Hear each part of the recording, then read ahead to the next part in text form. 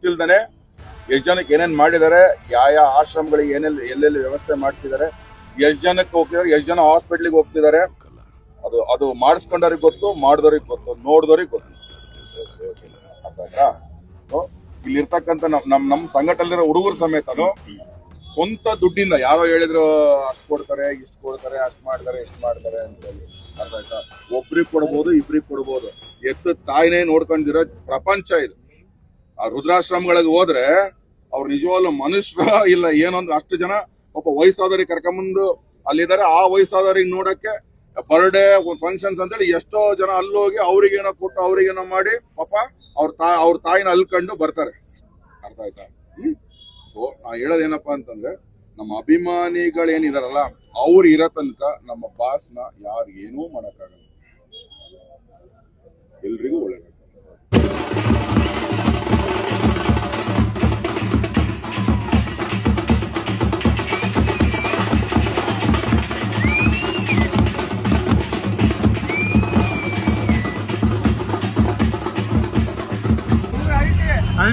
Okay,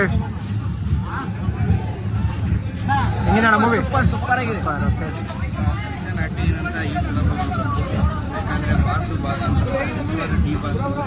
okay okay, ಹೆಂಗಿದೆ bro?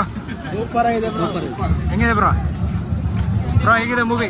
Super ಆಗಿದೆ, ಚೆನ್ನಾಗಿದೆ, ನೋಡ್ಬೋದು. ಹೆಂಗಿದೆ ಅಣ್ಣ ಮೂವಿ? ಚೆನ್ನಾಗಿದೆ. Super movie sir, film. ಹೆಂಗಿದೆ ಬ್ರೋ? ಹೆಂಗಿದೆ ಬ್ರೋ ಮೂವಿ? ಹೆಂಗಿದೆ ಅಣ್ಣ?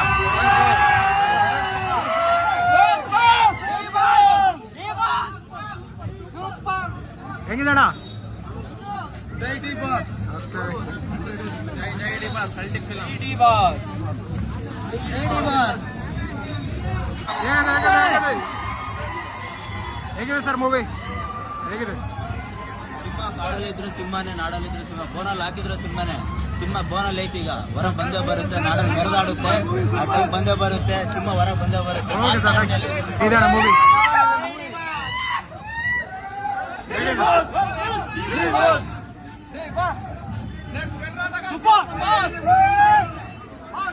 ಹೇಗಿದೆ ಬ್ರೋ?